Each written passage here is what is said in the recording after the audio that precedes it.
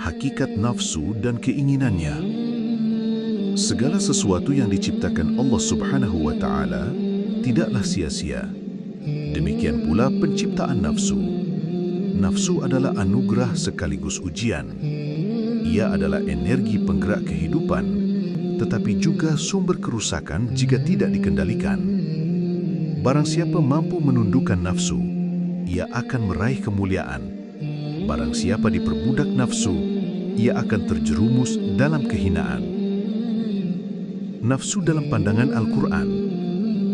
Al-Quran menyebutkan berbagai kondisi nafsu dengan istilah yang berbeda-beda.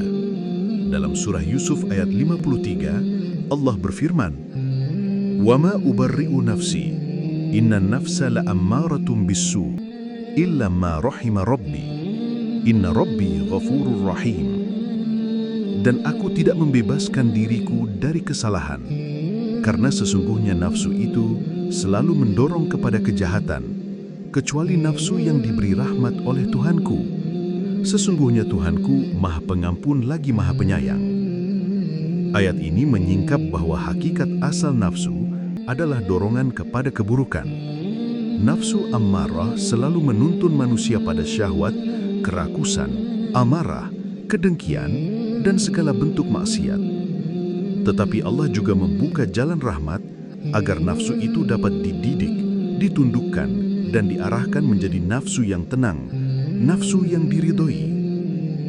Allah Subhanahu wa Ta'ala berfirman dalam surah Al-Fajr ayat 27-30, Ya ayyatuhan nafsul mutmainnah, irji'i ila rabbiki radiyatan mardiyah, fadkhuli fi ibadi, wadkhuli jannati. Wahai jiwa yang tenang, kembalilah kepada Tuhanmu dengan ridha dan diridhai, maka masuklah ke dalam golongan hamba-hambaku dan masuklah ke dalam surgaku. Di sini kita memahami adanya perjalanan nafsu dari ammarah, penggoda kejahatan, menuju lawwamah, jiwa yang mencela diri ketika terjatuh dalam dosa. Kemudian mulhamah, jiwa yang mulai mendapat ilham kebaikan, hingga mencapai mutmainnah, jiwa yang tenang. Inilah tangga spiritual yang harus dilalui manusia dengan mujahadah, riyadhah, dan ibadah yang tulus. Nafsu sebagai ujian hidup. Nafsu adalah medan peperangan yang paling berat. Nabi Muhammad SAW sepulang dari medan perang Badar berkata kepada para sahabat, "Kita baru saja kembali dari perang kecil menuju perang besar." Sahabat bertanya, "Apakah perang besar itu, wahai Rasulullah?" Beliau menjawab, "Jihad melawan hawa nafsu." Hadis ini menjadi dasar pemahaman para sufi bahwa jihad terbesar adalah mengalahkan diri sendiri. Senjata yang paling tajam bukanlah pedang, melainkan pengendalian hati dari nafsu. Nafsu dalam pandangan para wali dan sufi. Para wali Allah menjelaskan bahwa nafsu ibarat seekor kuda liar. Jika dilepaskan tanpa kendali, ia akan menyeret penunggangnya ke jurang kebinasaan. Tetapi jika ditundukkan, ia akan menjadi kendaraan yang mengantar penunggangnya menuju tujuan. Imam Al-Ghazali dalam Ihya Ulumiddin menulis bahwa nafsu adalah musuh dalam selimut. Ia tampak sebagai sahabat karena ia selalu bersama kita, tetapi sebenarnya ia adalah musuh yang paling berbahaya. Sebab iblis hanya bisa membisikkan, sedangkan nafsu yang akan mengeksekusinya dalam tindakan.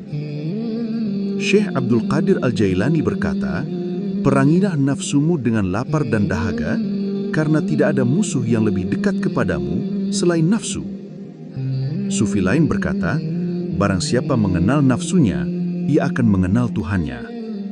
Ungkapan ini bukan tanpa dasar, sebab ketika seseorang mengenali kelemahan, kerakusan, dan keinginan nafsunya, ia akan sadar betapa besar kebutuhan dirinya kepada Allah, dan dalam kesadaran itulah ia mengenal Allah yang Maha Kuasa.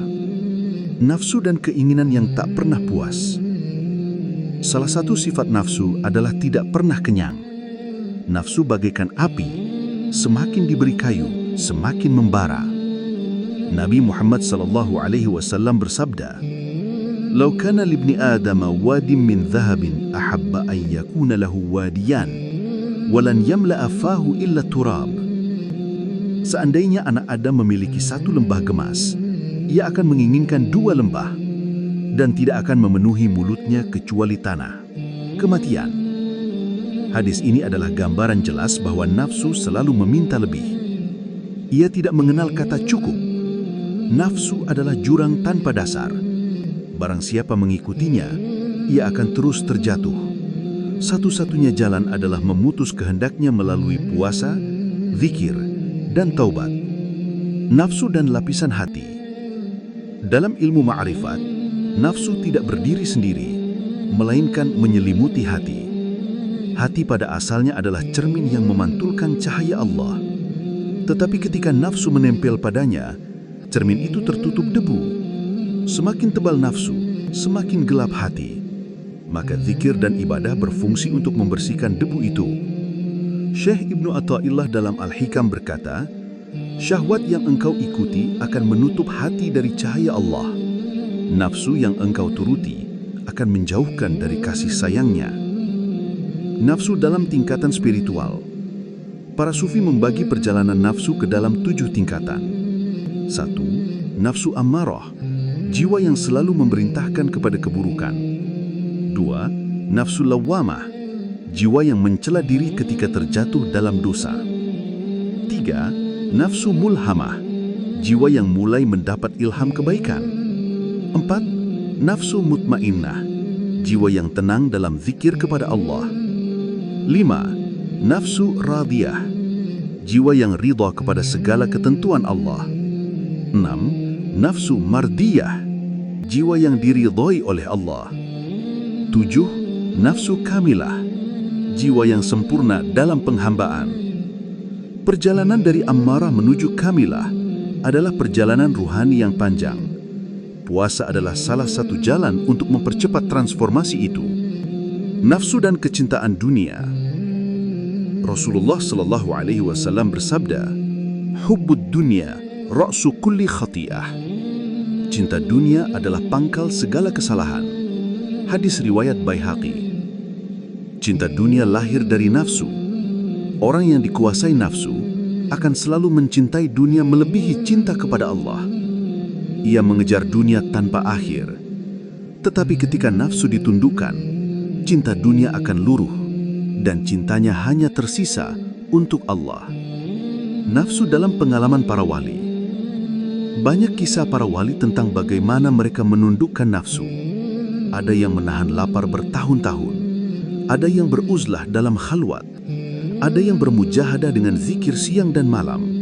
Semua itu demi satu tujuan, mematahkan kehendak nafsu agar hati bebas dari selain Allah. Seorang wali berkata, "Aku tidak pernah takut kepada iblis, tetapi aku takut kepada nafsuku sendiri. Sebab jika iblis menggodaku, aku bisa berlindung kepada Allah. Tetapi jika nafsuku menguasai, siapa yang bisa menolongku selain Allah?" Hakikat nafsu adalah dorongan yang bisa membawa pada keburukan jika tidak dikendalikan. Nafsu selalu berkeinginan, selalu meminta, tidak pernah puas. Puasa adalah senjata untuk menundukkannya. Barang siapa mampu menahan nafsu dari keinginan, ia telah memasuki makam puasa sejati. Dan ketika nafsu tidak lagi meminta, tidak lagi berkehendak, maka pintu menuju fitrah dan kemerdekaan akan terbuka. Puasa sebagai jalan menuju sunyi keinginan. Puasa dalam makna syariat adalah menahan diri dari makan, minum, dan segala yang membatalkan sejak terbit fajar hingga terbenam matahari. Namun, hakikat puasa jauh lebih dalam dari sekadar lapar dan dahaga. Puasa adalah latihan rohani untuk membebaskan diri dari keinginan. Ia adalah jembatan menuju keadaan sunyi, di mana nafsu berhenti meminta, berhenti meronta, dan berhenti menguasai hati. Dalam ilmu makrifat, puasa sejati adalah ketika keinginan diri mati dan yang hidup hanyalah kehendak Allah. Allah Subhanahu wa Ta'ala berfirman dalam surah Al-Baqarah ayat 183, يا أيها الذين آمنوا كتب عليكم الصيام كما كتب على الذين من قبلكم لعلكم تتقون. Wahai orang-orang yang beriman, diwajibkan atas kamu berpuasa sebagaimana diwajibkan atas orang-orang sebelum kamu agar kamu bertakwa. Tujuan puasa adalah takwa, tetapi takwa hanya lahir ketika hati sunyi dari keinginan selain Allah. Jika puasa hanya berhenti pada lapar dan dahaga, maka ia belum sampai pada makam hakikat. Nabi Muhammad SAW bersabda, "Rubba sha'imin hadzuhu min siyamihil ju'u wal 'atashu." Betapa banyak orang berpuasa, namun tidak mendapatkan dari puasanya kecuali lapar dan dahaga. Hadis riwayat Ahmad. Hadis ini memberi peringatan bahwa puasa bisa sia-sia jika tidak menghantarkan jiwa pada kesunyian dari maksiat dan keinginan. Puasa sebagai penundukan nafsu. Nafsu selalu menuntut. Ia ingin kenyang, ingin dihormati, ingin kaya, ingin berkuasa. Puasa datang untuk mengekang semua itu. Ketika seorang hamba menahan diri dari makan dan minum, ia sedang memberi pelajaran kepada nafsu bahwa ia tidak selalu mendapatkan apa yang diinginkannya. Dengan menahan diri, manusia mengingatkan nafsunya bahwa engkau bukan Tuhan, engkau hanyalah hamba. Rasulullah SAW bersabda, "Asyamu junnatun." Puasa adalah perisai. Perisai dari apa? Dari api nafsu, dari godaan syahwat, dari bisikan setan. Perisai yang menjaga hati agar tetap tenang dalam zikir. Puasa lahiriah dan puasa batiniah. Para ulama membagi puasa dalam beberapa tingkatan. 1. Puasa umum, menahan perut dan kemaluan dari makan, minum, dan hubungan suami istri. 2. Puasa khusus, menahan seluruh anggota tubuh dari dosa, menahan lidah dari gibah, menahan mata dari pandangan haram, menahan telinga dari mendengar kebatilan. 3. Puasa khusus al-khusus, menahan hati dari keinginan selain Allah, menahan pikiran dari lamunan dunia, menahan jiwa dari keterikatan selain kepadanya. Imam Al-Ghazali menjelaskan bahwa puasa sejati adalah puasa tingkat ketiga. Jika seseorang hanya menahan lapar, ia baru sampai pada kulit puasa. Jika ia menahan anggota tubuh dari dosa, ia sampai pada daging puasa. Tetapi jika ia menahan hati dari selain Allah, ia sampai pada inti puasa. Puasa sebagai jalan menuju sunyi. Kesunyian yang dimaksud bukanlah hening tanpa suara, melainkan hening tanpa keinginan.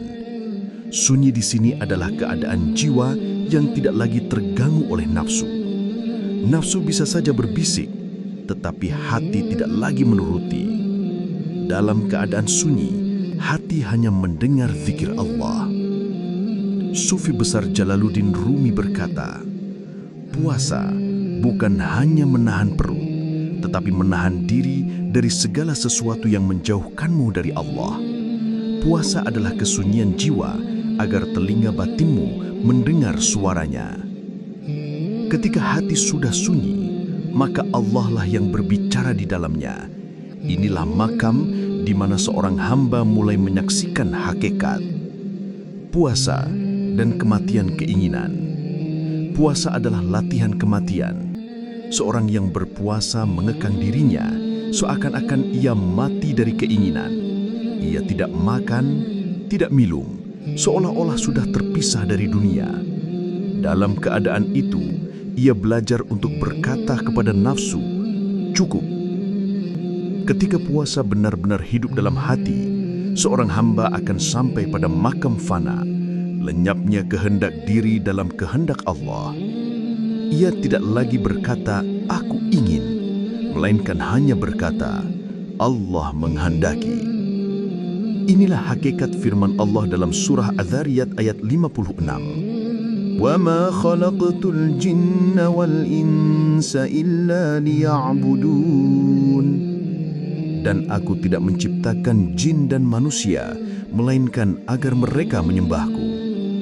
Menyembah Allah bukan berarti hanya menjalankan ibadah lahiriah, tetapi juga menyerahkan seluruh kehendak kepadanya. Puasa sebagai cahaya hati. Puasa bukan hanya menahan tubuh, tetapi juga menghidupkan hati. Nabi Muhammad SAW bersabda, "Likulli syai'in zakatun wa zakatul jasadi siyamu." Setiap sesuatu memiliki zakat, dan zakat tubuh adalah puasa. Hadis riwayat Ibnu Majah. Zakat berarti pembersihan. Dengan puasa, hati dibersihkan dari kotoran syahwat. Nafsu yang sebelumnya gaduh, kini mulai diam. Hati yang sebelumnya gelap, kini bercahaya. Ketika hati bercahaya, ia mampu melihat hakikat. Sufi berkata, puasa adalah kunci cahaya. Barang siapa berpuasa dengan benar, Allah akan menyalakan lampu di dalam hatinya. Puasa dan kedekatan dengan Allah. Allah berfirman dalam hadis qudsi, "Kullu amali ibni Adam lahu illa siyama fa innahu li wa ana ajzi bihi." Setiap amal anak Adam adalah untuk dirinya, kecuali puasa. Sesungguhnya puasa itu untukku, dan aku yang akan memberi balasannya. Hadis riwayat Bukhari dan Muslim. Mengapa puasa istimewa? Karena dalam puasa tidak ada riya. Solat bisa dilihat orang, sedekah bisa dipuji orang, haji bisa dibanggakan orang, tetapi puasa hanya Allah yang tahu. Seseorang bisa saja berpura-pura puasa di hadapan manusia, tetapi jika ia diam-diam makan, tidak ada yang tahu. Karena itu puasa adalah ibadah yang murni antara hamba dengan Allah. Puasa adalah bukti cinta. Seorang hamba menahan lapar bukan karena manusia, melainkan karena Allah. Puasa dan pembersihan ruhani. Para sufi menekankan bahwa puasa adalah pembersih ruhani. Lapar mengikis keangkuhan, dahaga mematahkan kesombongan, lemah badan menundukkan hati. Semua itu membuka jalan bagi kelembutan ruh. Rasulullah SAW bersabda, "Inna syaitana yajri minal insani majrud dami, fadayyikum majariyahu bil ju'i." Sesungguhnya, setan mengalir dalam tubuh manusia seperti aliran darah. Maka persempitlah jalannya dengan lapar. Dengan lapar, jalur setan melemah. Dengan lapar, nafsu tidak lagi kuat. Dengan lapar, hati menjadi ringan untuk berzikir. Puasa sebagai mi'raj ruhani. Para sufi sering menyebut puasa sebagai mi'raj ruhani, tangga naik kepada Allah. Jika solat adalah mi'raj lahiriah, maka puasa adalah mi'raj batiniah. Dalam puasa, seorang hamba naik dari alam syahwat ke alam cahaya. Ia meninggalkan dunia, sejenak merasakan kehidupan malaikat yang tidak makan dan minum. Inilah mengapa puasa mendekatkan manusia kepada sifat malaikat, taat, tunduk, dan tidak bernafsu. Puasa mengangkat derajat manusia dari hewani menuju ruhani. Kesunyian yang melahirkan takwa. Kembali pada tujuan puasa, takwa. Takwa bukan sekadar takut kepada Allah, tetapi menjaga diri agar selalu bersama Allah. Kesunyian jiwa dari keinginan dunia melahirkan kesadaran penuh bahwa hanya Allah lah yang layak diinginkan. Takwa adalah buah dari sunyi. Jika hati masih gaduh oleh nafsu, takwa tidak akan lahir. Tetapi jika hati sudah diam, maka cahaya takwa menyinari seluruh jiwa.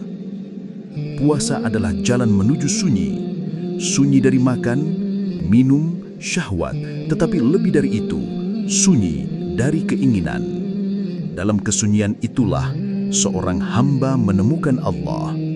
Puasa bukan hanya ibadah, tetapi pendidikan jiwa, latihan kematian, mi'raj ruhani, cahaya hati, dan perisai.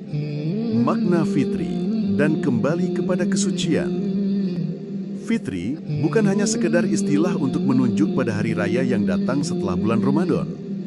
Fitri pada hakikatnya adalah keadaan jiwa yang kembali kepada asal kejernihannya, yaitu asal mula manusia ketika diciptakan oleh Allah Subhanahu wa Ta'ala dalam keadaan suci, tanpa dosa, tanpa noda, dan tanpa belenggu nafsu yang kotor.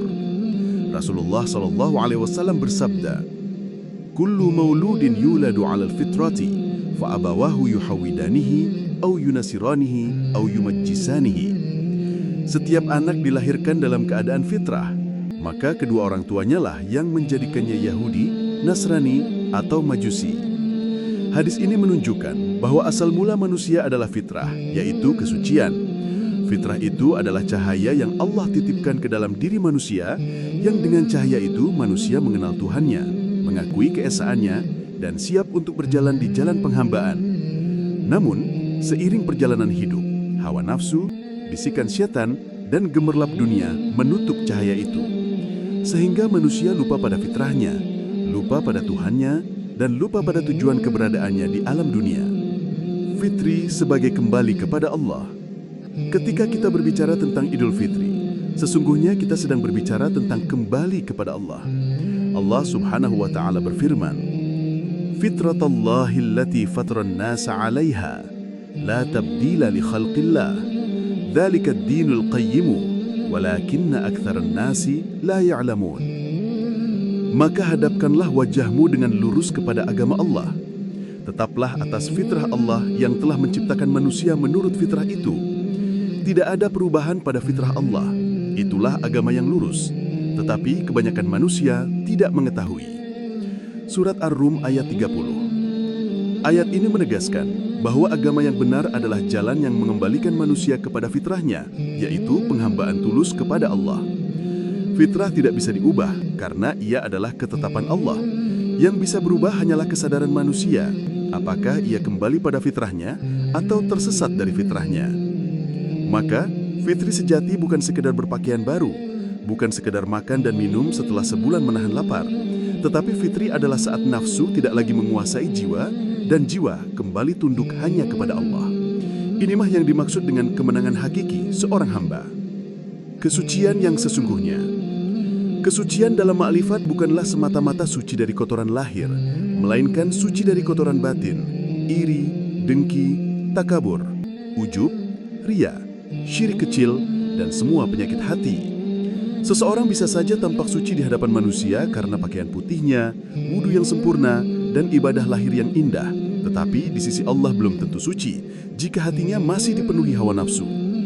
Kesucian sejati adalah keadaan ketika hati tidak lagi digerakkan oleh selain Allah, ketika cinta, benci, senang dan sedih semuanya hanya karena Allah. Inilah makna dari sabda Nabi SAW. La yu'minu ahadukum hatta yakuna hawahu taba'an lima ji'tu bihi. Tidak sempurna iman salah seorang di antara kalian hingga hawa nafsunya mengikuti apa yang aku bawa. Hadis riwayat An-Nawawi dalam Al-Arba'in. Hadis ini mengajarkan bahwa iman sejati lahir ketika hawa nafsu tunduk kepada syariat, bukan ketika syariat tunduk kepada hawa nafsu. Dan momen fitri adalah momen ketika seorang hamba telah berhasil meletakkan hawa nafsunya di bawah kendali iman dan ma'rifat. Fitri dan kebebasan sejati. Orang yang mencapai fitri sejati adalah orang yang merdeka. Merdeka bukan karena lepas dari penjajahan bangsa lain, tetapi merdeka karena tidak lagi dijajah oleh nafsunya sendiri. Selama manusia masih diperbudak oleh nafsu, sesungguhnya ia masih terjajah, meski secara lahir ia hidup dalam negara merdeka. Rasulullah SAW bersabda, "Ta'isa abdud dinar, wa abdud dirhami, wa abdul khamisati." Celakalah hamba dinar, hamba dirham, dan hamba pakaian. Hadis ini mengisyaratkan bahwa banyak manusia yang menjadi hamba dunia. Mereka diperbudak oleh harta, kedudukan, dan kesenangan. Padahal, orang yang fitri adalah yang hanya menjadi hamba Allah, bukan hamba dunia. Seorang wali Allah berkata, orang yang merdeka adalah orang yang tidak ada lagi sesuatu yang mengikat hatinya selain Allah. Jika hatinya masih terikat pada dunia meski hanya sehelai benang, maka ia belumlah merdeka. Jalan menuju fitri. Bagaimana jalan menuju fitri? Para wali Allah mengajarkan bahwa jalan itu ada 3. 1. Tazkiyatun nafsi, penyucian jiwa. Membersihkan hati dari sifat tercela, sombong, dengki, cinta dunia, ria, syirik kecil, dan semua penyakit hati. Seseorang bisa saja tampak suci di hadapan manusia karena pakaian putihnya, wudu yang sempurna, dan ibadah lahir yang indah, tetapi di sisi Allah belum tentu suci jika hatinya masih dipenuhi hawa nafsu.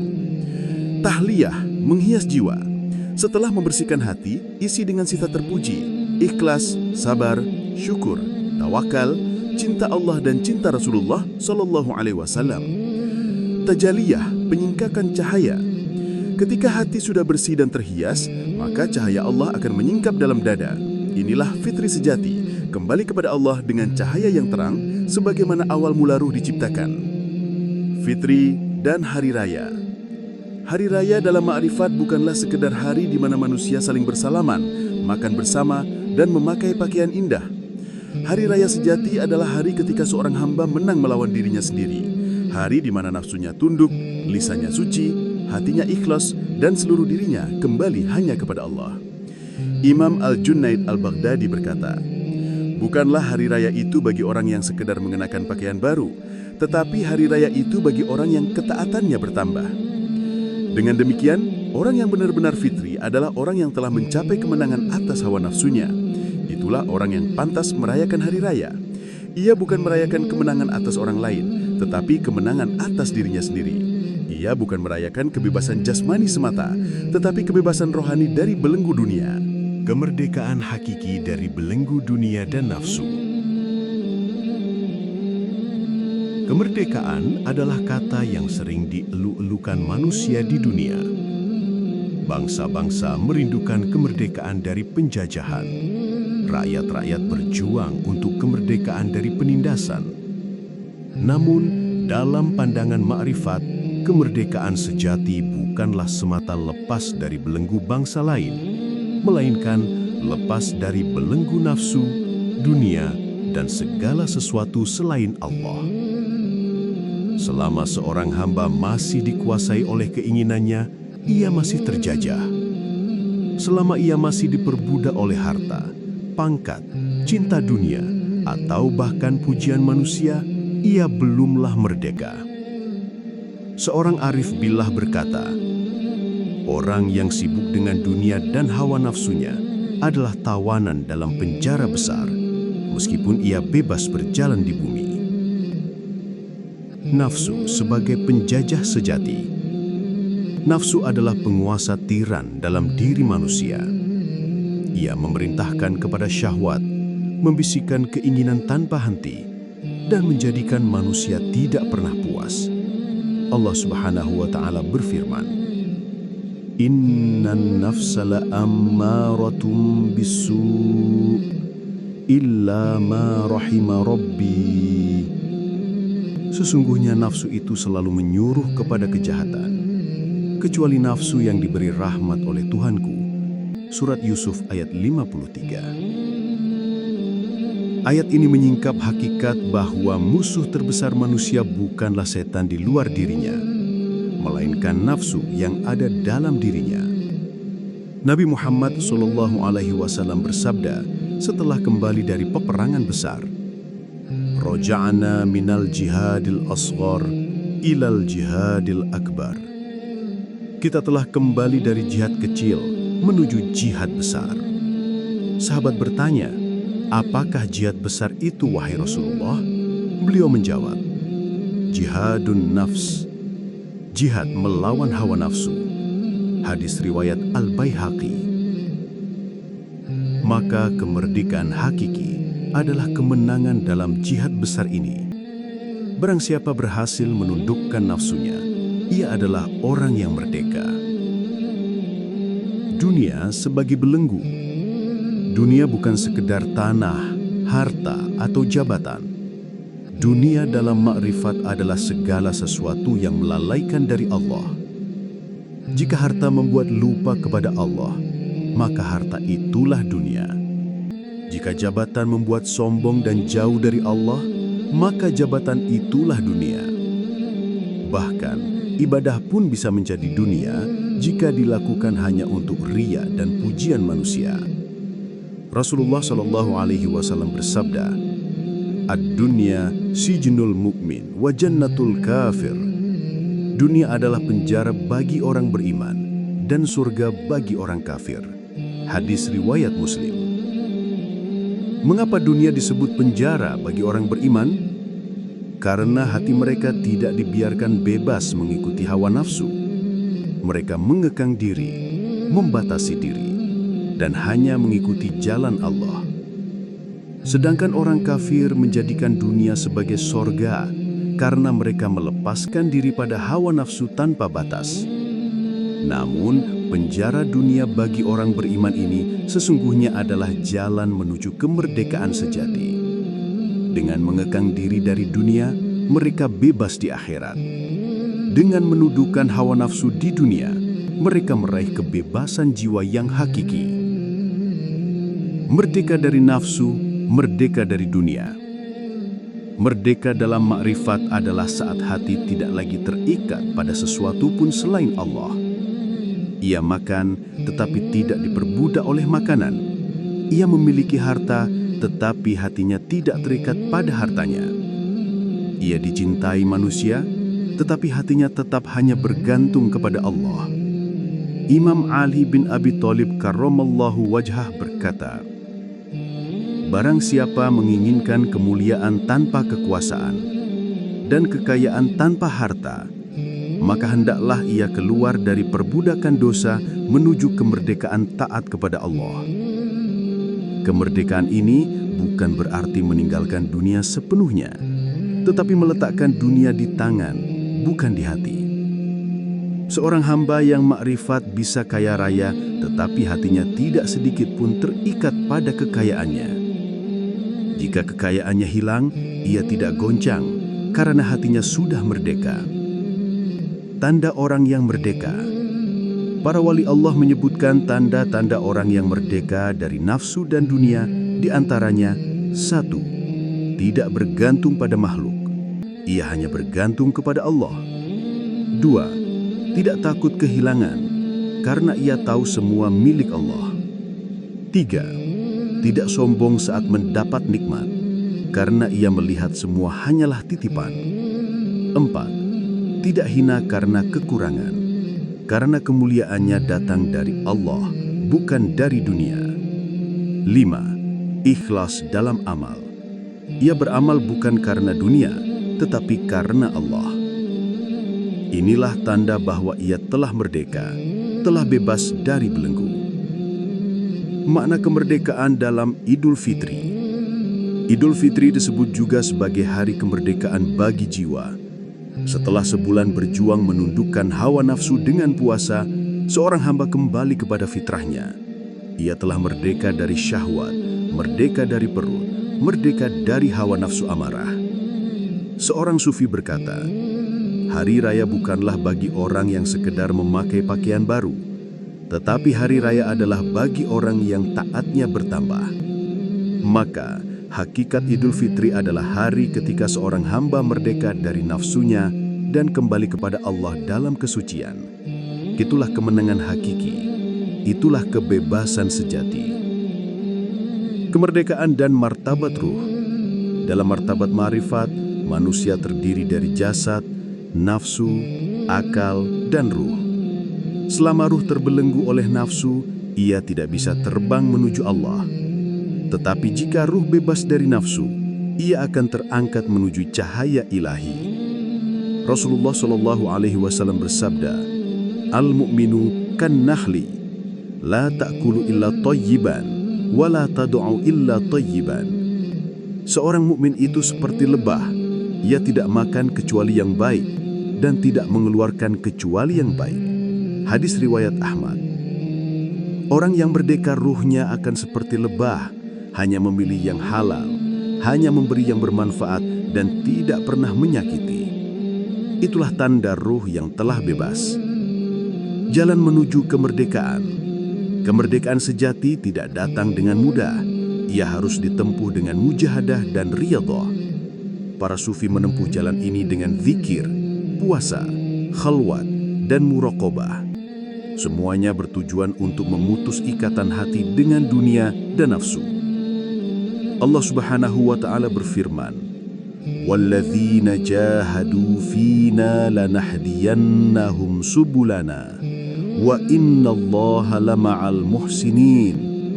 Dan orang-orang yang bersungguh-sungguh di jalan kami, pasti akan kami tunjukkan kepada mereka jalan-jalan kami. Dan sesungguhnya Allah bersama orang-orang yang berbuat baik. Surat Al-Ankabut ayat 69. Ayat ini menjamin bahwa siapa saja yang sungguh-sungguh melawan dirinya, Allah akan memberi petunjuk menuju kemerdekaan hakiki. Merdeka sejati adalah saat hati tidak lagi diikat oleh nafsu dan dunia, tetapi hanya terikat oleh Allah. Orang yang merdeka adalah orang yang benar-benar hamba Allah, bukan hamba dunia. Idul Fitri adalah momen untuk menyadari kemerdekaan ini, merayakan kebebasan jiwa dari perbudakan nafsu. Kemerdekaan ini bukan akhir perjalanan, melainkan awal dari langkah menuju cinta sejati kepada Allah. Sebab setelah merdeka, seorang hamba siap menapaki maqam lebih tinggi, maqam cinta dan penyaksian. Cinta dan makrifat sebagai tujuan puasa dan fitri. Segala ibadah yang Allah Subhanahu wa Ta'ala syariatkan kepada hambanya tidak pernah lepas dari tujuan hakiki, mengantarkan manusia kepada cinta dan ma'rifatullah. Tanpa cinta dan makrifat, ibadah hanyalah gerakan lahir tanpa ruh, suara doa tanpa jiwa, dan ritual kosong tanpa makna. Puasa yang diperintahkan selama bulan Ramadan bukan sekadar menahan lapar dan dahaga. Ia adalah jalan pendidikan jiwa agar hati kembali kepada fitrahnya dan terbuka untuk mengenal Allah. Jika puasa berhasil, maka hasil akhirnya adalah cinta kepada Allah, dan melalui cinta itu, seorang hamba sampai kepada ma'rifat. Allah Subhanahu wa Ta'ala berfirman, "Wa ma khalaqtul jinna wal insa illa liya'budun." Dan aku tidak menciptakan jin dan manusia, melainkan supaya mereka menyembahku. Surat Ad-Dariyat ayat 56. Para ahli tafsir sufi seperti Ibnu Abbas radhiyallahu anhu menafsirkan kata liya'buduni bukan sekedar untuk menyembah, tetapi untuk mengenalku, liya'rifuni. Maka tujuan ibadah bukan hanya ritual, tetapi ma'rifatullah. Cinta sebagai ruh ibadah. Semua amal ibadah tanpa cinta hanyalah formalitas. Salat tanpa cinta hanyalah gerakan tubuh. Puasa tanpa cinta hanyalah lapar dan haus. Zikir tanpa cinta hanyalah suara lisan. Tetapi ibadah dengan cinta menjelma menjadi kelezatan ruhani. Rasulullah SAW bersabda, "Thalathun man kunna fihi wajada bihinna khalawatal iman. Ayyakunullahu wa rasuluhu ahabba ilaihi mimma siwahuma, wa ayyuhibbal mar'a la yuhibbuhu illa lillah, wa ayyakraha ayyauda fil kufri kama yakrahu ayyukdhafa finnar." Ada 3 perkara yang apabila ada pada diri seseorang, ia akan merasakan manisnya iman. Pertama, Allah dan Rasul-Nya lebih ia cintai daripada selain keduanya. Kedua, ia mencintai seseorang tidak ia cintai kecuali karena Allah. Ketiga, ia benci kembali kepada kekufuran sebagaimana ia benci dilemparkan ke dalam api. Hadis riwayat Al-Bukhari dan Muslim. Hadis ini menegaskan bahwa iman sejati memiliki rasa manis, dan rasa itu tidak mungkin muncul kecuali dengan cinta. Orang yang hatinya dipenuhi cinta kepada Allah, ibadah baginya bukan lagi beban, melainkan kebutuhan dan kelezatan. Puasa sebagai jalan cinta. Puasa adalah ibadah yang paling dekat dengan cinta karena ia adalah ibadah yang sangat rahasia. Tidak ada yang tahu apakah seseorang benar-benar berpuasa kecuali Allah. Orang bisa berpura-pura sholat di depan manusia, bisa berpura-pura zikir dengan lisan, tetapi puasa tidak bisa dipura-pura. Jika ia makan atau minum di tempat sepi, tidak ada manusia yang tahu, hanya Allah saja yang tahu. Itulah sebabnya Allah Subhanahu wa Ta'ala berfirman dalam hadis qudsi, "Kullu amal ibni Adam lahu illa shaum, fa innahu li wa ana ajzi bihi. Setiap amal anak Adam adalah untuk dirinya, kecuali puasa. Sesungguhnya puasa itu untukku dan aku sendiri yang akan membalasnya. Hadis riwayat Al-Bukhari dan Muslim. Puasa adalah ibadah cinta, karena dengan puasa, seorang hamba membuktikan bahwa ia rela lapar, rela haus, rela menahan syahwat hanya demi Allah. Inilah bukti cinta, rela menderita demi yang dicintai. Fitri adalah cahaya ma'rifat. Jika puasa adalah perjalanan cinta, maka fitri adalah puncaknya. Fitri berarti kembali kepada kesucian, dan pada saat itu hati yang bersih memantulkan cahaya ma'rifat. Ma'rifat adalah pengetahuan batin tentang Allah yang tidak diperoleh dari buku atau akal, tetapi dari pengalaman ruhani. Ma'rifat adalah ketika hati mengenal Allah dengan sebenar-benarnya, bukan sekedar mengenal namanya. Allah Subhanahu wa Ta'ala berfirman, "Ya ayyuhalladzina amanu taqullaha wa aminu birasulihi yu'tikum kiflaini min rahmatihi wa yaj'al lakum nuran tamshuna bihi wa yaghfir lakum wallahu ghafurur rahim." Wahai orang-orang yang beriman, bertakwalah kepada Allah dan berimanlah kepada Rasul-Nya. Niscaya Allah akan memberikan rahmat-Nya dua bagian kepada kalian dan menjadikan bagi kalian cahaya yang dengan itu kalian dapat berjalan serta mengampuni kalian. Dan Allah Maha Pengampun lagi Maha Penyayang. Surat Al-Hadid ayat 28. Cahaya yang dimaksud adalah cahaya ma'rifat yang Allah letakkan di hati hambanya. Dengan cahaya itu, ia melihat kebenaran, mencintai Allah dengan tulus, dan menjadikan semua amal ibadahnya sebagai pengabdian murni. Ma'rifat adalah buah dari cinta. Orang yang tidak mencintai Allah tidak mungkin mengenalnya.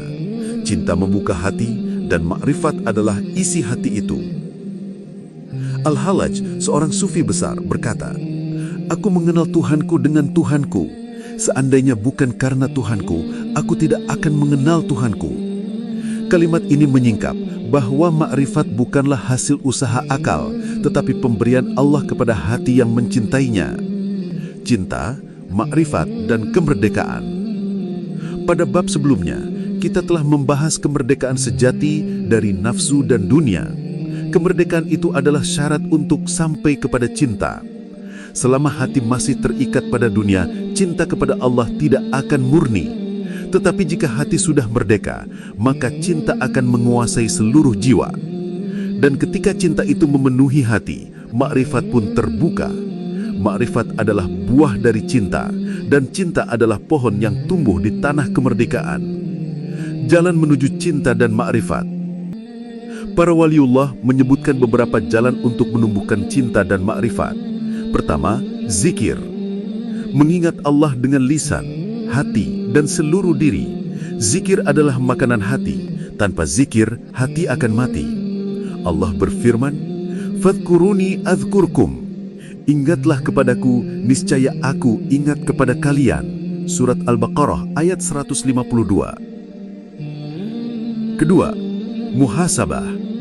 Menghisap diri sebelum dihisap. Dengan muhasabah, hati sadar akan kelemahan dan dosa sehingga semakin merendah di hadapan Allah. Ketiga, mujahadah. Bersungguh-sungguh melawan hawa nafsu. Tanpa mujahadah, cinta hanyalah kata-kata kosong. Keempat, sohbah. Berguru dengan waliullah. Cinta dan ma'rifat tumbuh dengan bimbingan guru yang mursyid. Tanpa bimbingan, jalan menuju Allah bisa tersesat. Kelima, ikhlas. Segala amal yang tidak ikhlas akan gugur. Ikhlas adalah ruh dari cinta. Puasa adalah perjalanan cinta. Fitri adalah puncak cinta yang membawa kepada ma'rifat. Orang yang berpuasa dengan benar akan menemukan dirinya kembali kepada Allah, bebas dari nafsu, penuh dengan cinta, dan dianugerahi cahaya ma'rifat. Inilah tujuan hakiki ibadah, bukan sekedar menjalankan kewajiban lahir, tetapi meraih cinta Allah dan mengenalnya dengan sebenar-benarnya. Tanpa cinta dan ma'rifat, manusia hanya akan berputar dalam ritual tanpa ruh. Tetapi dengan cinta dan ma'rifat, setiap ibadah menjadi pertemuan dengan Allah. Maksiat nafsu dan jalan pembebasan. Segala yang bernama nafsu pada hakikatnya memiliki dua wajah. Wajah sebagai anugerah Allah dan wajah sebagai fitnah atau ujian. Dari nafsu lahir rasa lapar, keinginan untuk hidup, cinta kepada pasangan, kasih kepada anak, rasa ingin memiliki, dan berbagai gerak yang menggerakkan kehidupan manusia. Tanpa nafsu, manusia tidak akan mampu melanjutkan hidup di dunia. Akan tetapi, ketika nafsu tidak ditempatkan di bawah bimbingan ruh dan cahaya ilahi, maka ia berubah menjadi sumber kegelapan, sumber maksiat, sumber penyimpangan dari jalan Allah. Allah Subhanahu wa Ta'ala telah mengingatkan dalam Al-Quran, sesungguhnya nafsu itu benar-benar selalu menyuruh kepada kejahatan, kecuali nafsu yang diberi rahmat oleh Tuhanku. Sesungguhnya Tuhanku Maha Pengampun, lagi Maha Penyayang. Ayat ini membuka rahasia besar bahwa asal gerak nafsu condong pada kejahatan, kecuali nafsu yang mendapat limpahan rahmat Allah. Rahmat itulah yang menundukkan liar nafsu dan mengubahnya menjadi penopang ibadah. 1. Makna maksiat dalam cahaya makrifat. Maksiat dalam pandangan syariat adalah setiap perbuatan yang melanggar larangan Allah dan meninggalkan perintahnya. Tetapi dalam pandangan makrifat, maksiat tidak hanya sebatas zina, mencuri, berdusta, atau minum khamar. Maksiat yang lebih halus adalah ketika hati berpaling dari Allah, ketika diri hanyut dalam kelalaian, ketika pikiran sibuk dengan dunia hingga lupa mengingat Sang Pencipta. Imam Al-Ghazali menegaskan, maksiat yang paling besar bukanlah dosa lahiriah semata, tetapi hijab hati dari Allah, karena hijab itu memutuskan hubungan hamba dengan Tuhannya. Seorang sufi besar berkata, engkau mengira dirimu tidak bermaksiat hanya karena engkau sholat, berzikir, dan bersedekah. Padahal ketika hatimu merasa bangga dengan amalmu, itulah maksiat yang lebih halus daripada zina, karena ia menegakkan aku di hadapan Allah.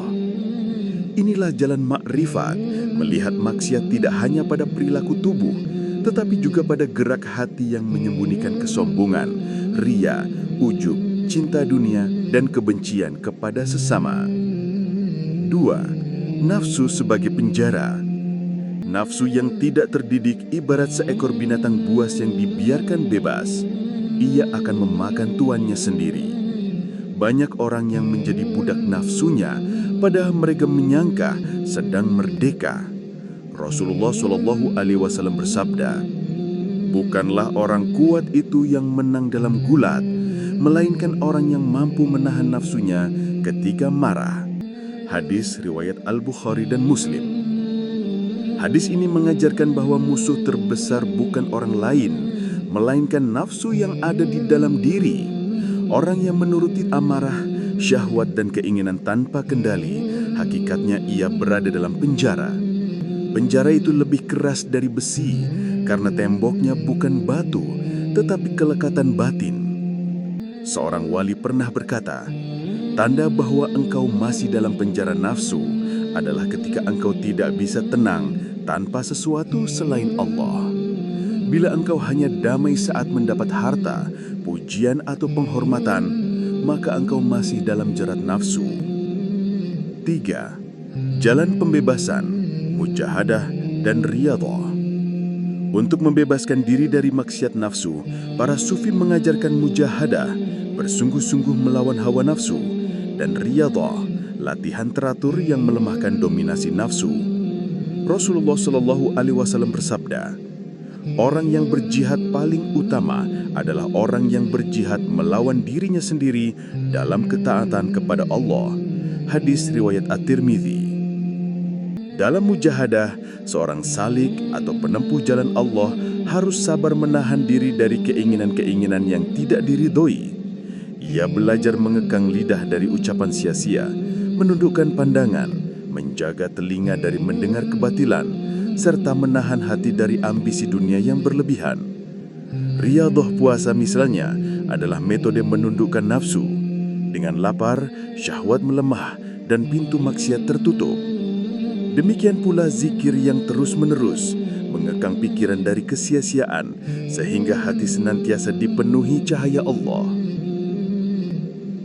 4. Tingkatan nafsu dalam jalan pembebasan. Para sufi menyebut ada beberapa martabat nafsu. 1. Nafsu ammarah, nafsu yang senantiasa memerintah kepada keburukan. 2. Nafsu lawamah, nafsu yang sudah bisa menyesali diri ketika jatuh dalam dosa. 3. Nafsu mulhamah, nafsu yang mendapat ilham untuk kebaikan. 4. Nafsu mutmainnah, nafsu yang tenang karena ridha kepada Allah. 5. Nafsu radiyah, nafsu yang ridha kepada ketentuan Allah. 6. Nafsu mardiyah, nafsu yang diridhai oleh Allah. 7. Nafsu kamilah, nafsu sempurna yang menjadi cermin rahmat Allah. Perjalanan pembebasan dari maksiat adalah perjalanan naik dari nafsu amarah menuju nafsu mutmainnah hingga akhirnya mencapai ridha Allah. Allah berfirman, "Wahai jiwa yang tenang, kembalilah kepada Tuhanmu dengan ridha dan diridhoi. Maka masuklah engkau ke dalam golongan hamba-hambaku dan masuklah engkau ke dalam surgaku." Surah Al-Fajr ayat 27-30. 5. Makrifat pembebasan, melihat Allah sebagai tujuan. Pada tingkat makrifat, pembebasan dari maksiat bukan sekedar berhenti melakukan larangan. Ia adalah perubahan orientasi batin. Seorang salik tidak lagi menginginkan apapun selain Allah. Hatinya tidak lagi tertarik oleh dunia, meski dunia datang kepadanya. Ia hidup bersama Allah, dengan Allah, untuk Allah. Inilah kemerdekaan sejati, bukan kemerdekaan politik, bukan kemerdekaan sosial, tetapi kemerdekaan ruhani. Sebagaimana dikatakan oleh Robiah Al-Adawiyah, "Aku merdeka dari segala sesuatu ketika aku hanya mencintai Allah semata. Dunia dan akhirat hanyalah bayangan, sedangkan Allah adalah yang nyata." Maka jelaslah bahwa maksiat nafsu adalah dinding besar yang menghalangi seorang hamba dari kemerdekaan ruhani. Jalan pembebasan adalah mujahadah, riyadhah, zikir, puasa, taubat, dan cinta yang tulus kepada Allah. Ketika seorang hamba sampai pada makam di mana nafsunya tidak lagi mengajak pada maksiat, ia telah sampai pada fitrah. Saat itu, ia merayakan hari rayanya setiap hari karena hidupnya adalah hidup merdeka, bebas dari belenggu selain Allah. Fitrah sebagai cahaya asal manusia. Setiap manusia lahir membawa fitrah. Fitrah itu adalah benih kesucian yang ditiupkan Allah ke dalam diri manusia, benih cahaya yang senantiasa rindu untuk kembali kepada sumber asalnya. Fitrah bukan sekadar keadaan netral, melainkan cahaya yang Allah tanamkan dalam qalbu agar manusia mengenal, mencintai, dan menyembahnya. Rasulullah Shallallahu Alaihi Wasallam bersabda, "Setiap anak dilahirkan dalam keadaan fitrah, maka kedua orang tuanya lah yang menjadikannya Yahudi, Nasrani, atau Majusi."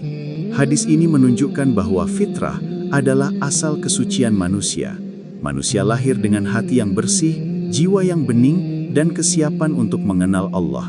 Tetapi perjalanan hidup, pengaruh keluarga, hawa nafsu, lingkungan, serta bisikan syaitan dapat menutupi fitrah tersebut dengan berbagai debu dan kotoran. 1. Makna fitrah dalam cahaya ma'rifat. Dalam syariat, fitrah dimaknai sebagai kesucian bawaan sejak lahir. Tetapi dalam ma'rifat, fitrah dipandang sebagai nur asal, cahaya yang berasal dari Allah yang memancar dalam diri manusia. Nur itu bukan hanya potensi, melainkan ikatan janji antara ruh dengan Allah sebelum ruh ditiupkan ke dalam jasad. Allah berfirman, "Wa idh akhadha rabbuka min bani adama min dhuhurihim dhurriyyatahum wa ashhadahum ala anfusihim alastu bi rabbikum qalu bala syahidna." Dan ingatlah ketika Tuhanmu mengeluarkan keturunan anak-anak Adam dari sulbi mereka Dan Allah mengambil kesaksian terhadap jiwa mereka seraya berfirman, "Bukankah aku ini Tuhanmu?" Mereka menjawab, "Betul, kami bersaksi." Surah Al-A'raf ayat 172. Inilah momen primordial yang disebut mithaq atau perjanjian azali. Pada saat itu, seluruh ruh manusia menyaksikan bahwa Allah adalah Tuhan. Saksi azali inilah yang menjadi inti fitrah. Maka meski seseorang belum belajar agama, di dalam hatinya tersimpan rasa rindu akan Tuhan. Rindu itu bisa tertutup, tetapi tidak bisa padam. 2. Fitrah sebagai cermin nama dan sifat Allah. Setiap manusia adalah cermin kecil dari nama-nama Allah, rahmat, kasih sayang, cinta, kebijaksanaan, kesabaran, kekuatan dan cahaya adalah pancaran dari Asmaul Husna yang terpantul dalam jiwa manusia. Karena itu, mengenal diri sejati berarti kembali pada fitrah, yaitu cermin yang memantulkan Allah. Rasulullah Shallallahu Alaihi Wasallam bersabda, "Barang siapa mengenal dirinya, maka ia akan mengenal Tuhannya." Hadis ini meskipun diperdebatkan sanadnya, diterima secara maknawi oleh para sufi sebagai hikmah besar. Ma'rifat diri adalah perjalanan kembali ke fitrah. Ketika seseorang menyingkirkan kotoran nafsu, maka cermin kolbunya akan jernih kembali, dan pada cermin itu, ia akan melihat pantulan cahaya Allah. 3. Fitrah yang tertutup oleh nafsu. Fitrah yang suci bisa tertutup oleh kabut nafsu. Nafsu amarah menutupi cahaya fitrah dengan syahwat, ambisi dan cinta dunia. Nafsu lawamah menutupi fitrah dengan penyesalan yang belum sempurna. Baru pada nafs mutmainnah, fitrah bersinar terang.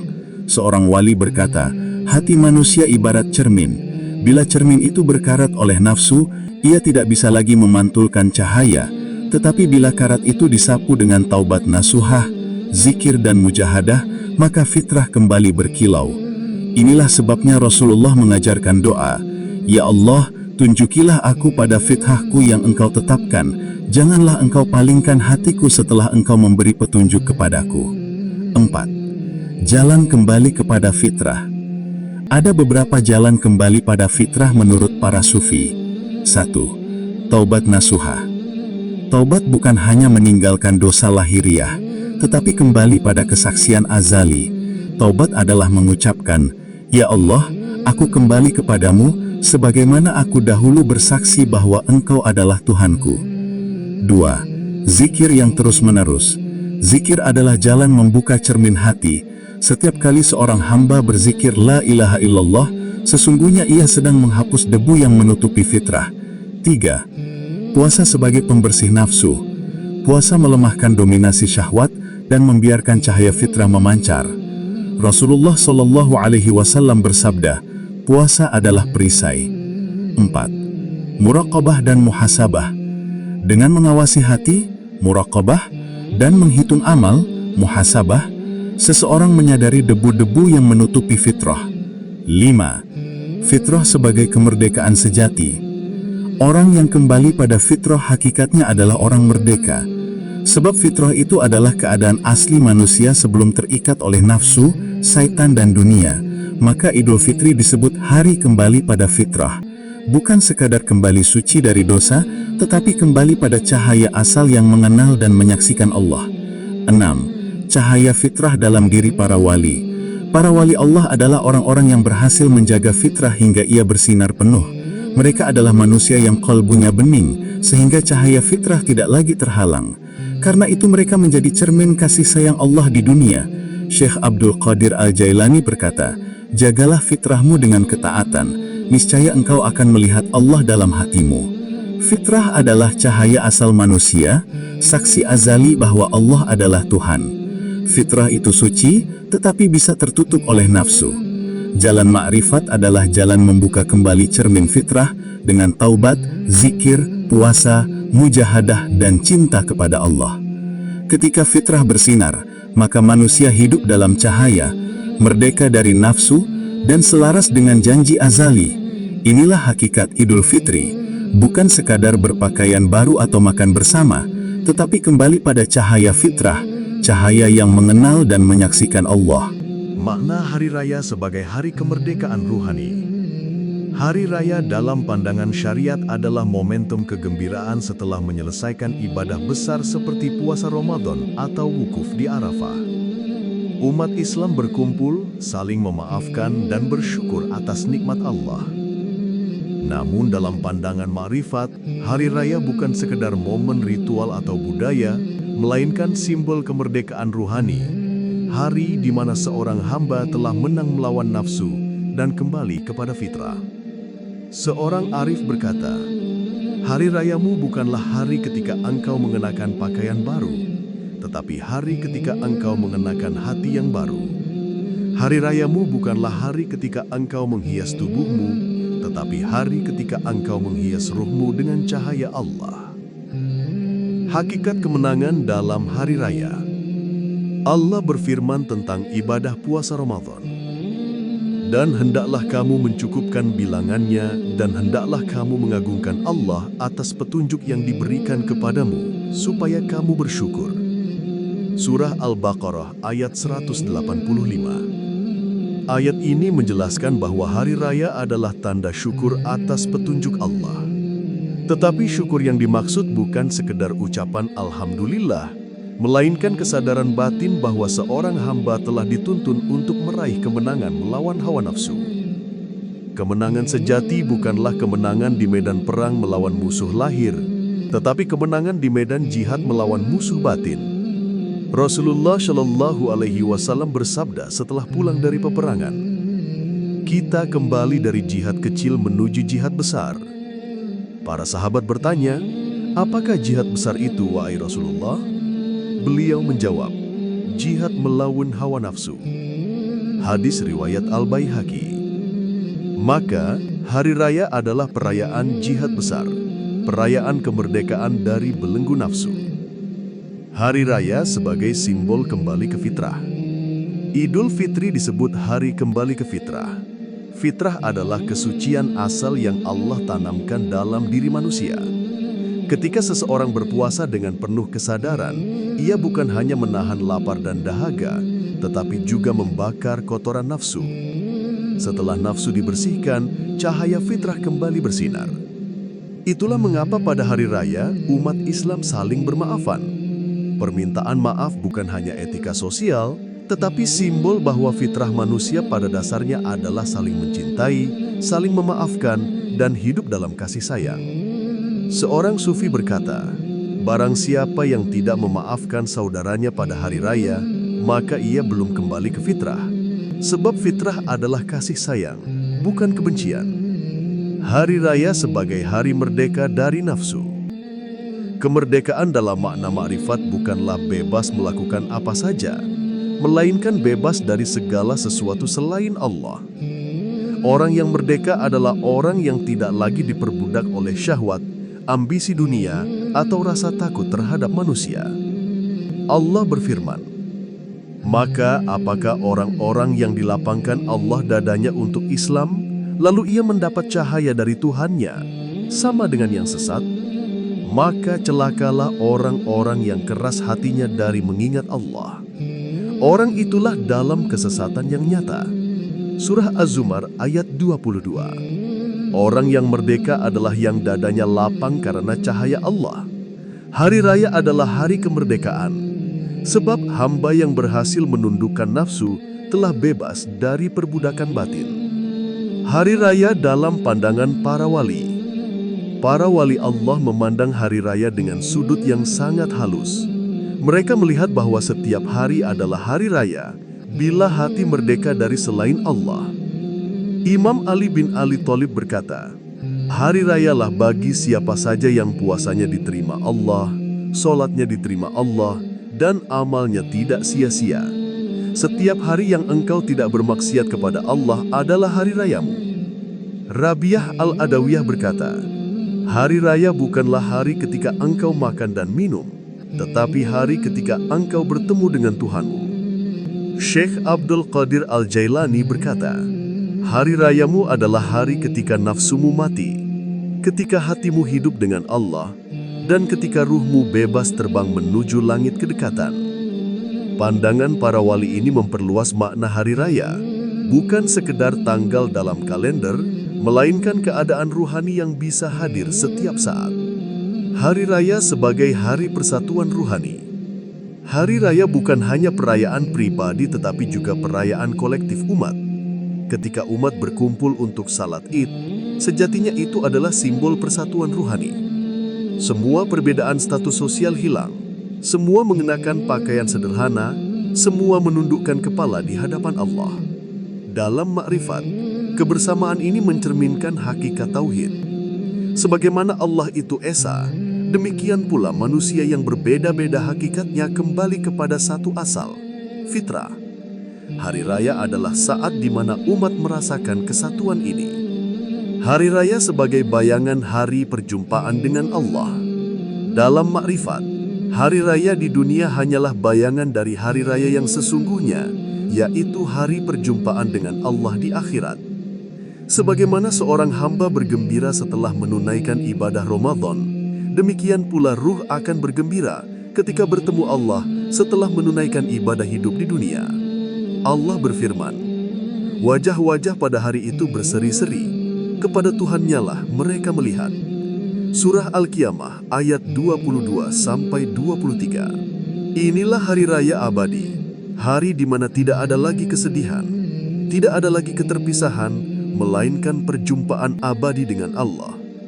Maka setiap hari raya di dunia adalah latihan batin untuk menyambut hari raya terbesar di akhirat. Hari raya sebagai titik transformasi. Hari raya sejati adalah titik perubahan. Bila seseorang merayakan Idul Fitri tetapi kembali pada maksiat, maka ia belum meraih makna hari raya. Hari raya bukanlah akhir melainkan awal kehidupan baru. Seorang ulama berkata, Ramadan adalah ladang untuk menanam. Idul Fitri adalah masa menuai. Siapa yang tidak menanam di bulan Ramadan, ia tidak akan menuai pada hari raya. Dengan demikian, hari raya adalah momentum untuk melanjutkan kehidupan dengan hati yang baru, fitrah yang bersinar, dan ruh yang merdeka. Hari raya dalam makrifat adalah hari kemerdekaan ruhani, yaitu hari di mana nafsu tidak lagi berkuasa, hati kembali ke fitrah, dan ruh bebas menyembah Allah dengan cinta. Ia adalah simbol kemenangan jihad melawan hawa nafsu, tanda kembali ke cahaya asal, dan bayangan dari hari raya terbesar di akhirat, perjumpaan dengan Allah. Seorang salik yang memahami makna ini tidak lagi menunggu setahun sekali untuk merasakan hari raya. Baginya setiap kali ia menang melawan nafsu, setiap kali ia kembali kepada Allah, setiap kali ia merasakan damai dalam zikir, itulah hari rayanya. Makna fitri sebagai kemerdekaan sejati. Segala perjalanan panjang tentang nafsu, puasa, pembebasan dari maksiat, serta penyucian diri, akhirnya bermuara pada satu titik puncak, fitri. Kata fitri bukan hanya sekedar kembali kepada keadaan suci, melainkan juga berarti kembali kepada asal mula penciptaan manusia, kepada fitrah yang Allah tetapkan sejak awal. Allah Subhanahu wa Ta'ala berfirman dalam Al-Quran, "Fa'akim wajhaka lid-dini hanifan, fitratallahi allati fataran nasa 'alaiha, la tabdila li khalqillahi, dzalika ad-dinul qayyimu, walakinna aktsaran nasi la ya'lamun." Ayat ini menyingkap bahwa fitrah adalah sesuatu yang Allah letakkan di kedalaman jiwa kita sejak awal. Tauhid, pengakuan akan keesaannya, serta kesadaran sebagai hamba. Maka ketika seseorang sampai pada kondisi fitri, sesungguhnya ia sedang kembali kepada asal mula penciptaan dirinya, sebelum dicemari oleh hawa nafsu, syahwat, dosa, dan kelalaian duniawi. Fitri sebagai kemerdekaan dari segala belenggu. Kemerdekaan yang hakiki bukanlah semata-mata terbebas dari penjajahan lahiriah, bukan pula sebatas merdeka dari kekuasaan manusia lain. Kemerdekaan sejati adalah terbebasnya jiwa dari belenggu hawa nafsu, dari jerat setan, dari belitan dunia, dari segala yang menutup pandangan hati kepada Allah. Rasulullah SAW bersabda, "Inna dunya khulwatun khadiratun, wa innallaha mustakhlifukum fiha fayanduru kaifa ta'malun." Sesungguhnya dunia itu manis dan hijau, indah, dan sungguh Allah menjadikan kalian khalifah di dalamnya. Maka Allah akan melihat bagaimana kalian berbuat. Fitri adalah saat ketika hati tidak lagi diperbudak oleh manis dan hijaunya dunia. Ketika seseorang bisa menikmati dunia sebagai titipan tanpa menjadikannya berhala dalam dada, disitulah ia merdeka. Merdeka dari cinta dunia, merdeka dari keterikatan kepada selain Allah. Fitri sebagai kembali kepada Allah. Makna fitri juga adalah kembali kepada Allah. Setiap dosa, setiap maksiat adalah keterasingan dari Allah. Sebaliknya, setiap taubat, setiap ibadah adalah perjalanan pulang menuju Allah. Allah berfirman, "Ya ayyuhal insanu innaka kadhihun ila rabbika kadhan famulaqihi." Wahai manusia, sesungguhnya engkau bekerja keras menuju Tuhanmu, maka pasti engkau akan menemuinya. Ayat ini adalah pengingat bahwa seluruh perjalanan hidup kita sebenarnya hanyalah perjalanan pulang. Maka fitri adalah saat ketika perjalanan itu sampai pada titik kesadaran bahwa tiada tujuan lain kecuali bertemu dengan Allah. Hari Raya sebagai simbol fitri. Dalam syariat, setelah sebulan penuh berpuasa di bulan Ramadan, manusia merayakan Idul Fitri. Tetapi hakikat Idul Fitri bukanlah sekedar berganti pakaian baru, bukan hanya makan bersama, bukan pula sebatas saling bermaafan. Itu semua hanyalah simbol lahiriah. Hakikat Idul Fitri adalah kemenangan jiwa setelah berhasil menundukkan nafsu, menaklukkan syahwat, dan mendekatkan diri kepada Allah. Sungguh, yang berhak merayakan hari raya adalah orang-orang yang telah terbebas dari belenggu nafsu dan maksiat. Bukan semata-mata karena kalender menyebut hari itu Idul Fitri, tetapi karena jiwanya benar-benar telah kembali fitrah. Fitri sebagai cahaya jiwa. Ketika hati kembali suci, jiwa akan bercahaya. Inilah yang disebut oleh para sufi sebagai Nurul Fitri, cahaya kesucian yang lahir dari hati yang telah terlepas dari kegelapan maksiat. Allah berfirman, Allahu nurus samawati wal ard. Allah adalah cahaya langit dan bumi. Apabila hati manusia bersih, ia akan menjadi cermin yang memantulkan cahaya Allah. Itulah makna fitri yang sejati. Hati yang terang, yang mampu memandang Allah di dalam segala sesuatu, dan yang tidak lagi digelapkan oleh debu dosa. Fitri sebagai penutup perjalanan makrifat seorang hamba. Pada akhirnya, fitri adalah puncak dari perjalanan makrifat seorang hamba. Dari nafsu yang liar, menuju nafsu yang tenang, dari maksiat yang mengikat, menuju kebebasan yang suci, dari gelapnya kelalaian, menuju cahaya penyaksian, dari keterasingan, menuju pulang kepada Allah. Inilah makna kemerdekaan sejati. Kemerdekaan yang bukan sekedar politik, bukan sekedar sosial, melainkan spiritual. Kemerdekaan ketika seorang hamba hanya tunduk kepada Allah, tidak lagi diperbudak oleh hawa nafsu, setan, atau dunia. Rasulullah SAW bersabda, "La ida liman lam yughfar lahu." Tidak ada hari raya bagi orang yang tidak diampuni dosanya. Hadis ini adalah peringatan. Idul Fitri sejati bukan sekedar seremoni, melainkan keadaan jiwa yang telah diampuni, disucikan, dan dikembalikan kepada fitrah. Penutup keseluruhan. Maka, wahai jiwa-jiwa yang mencari kebenaran, ketahuilah bahwa seluruh ibadah, seluruh jihad melawan hawa nafsu, seluruh zikir dan mujahadah, semuanya bermuara pada satu titik. Fitri. Fitri adalah kembali kepada Allah dengan hati yang tenang, jiwa yang merdeka, dan cahaya yang terpancar. Fitri adalah saat ketika engkau tidak lagi diperbudak oleh keinginan, tidak lagi dikungkung oleh maksiat, melainkan hidup sebagai hamba Allah yang sejati. Itulah makna hakiki dari kemerdekaan. Itulah hari rayamu yang sesungguhnya. Itulah saat ketika engkau benar-benar merdeka. Dan pada akhirnya, fitri bukan hanya sekali dalam setahun. Fitri adalah setiap saat ketika engkau kembali kepada Allah.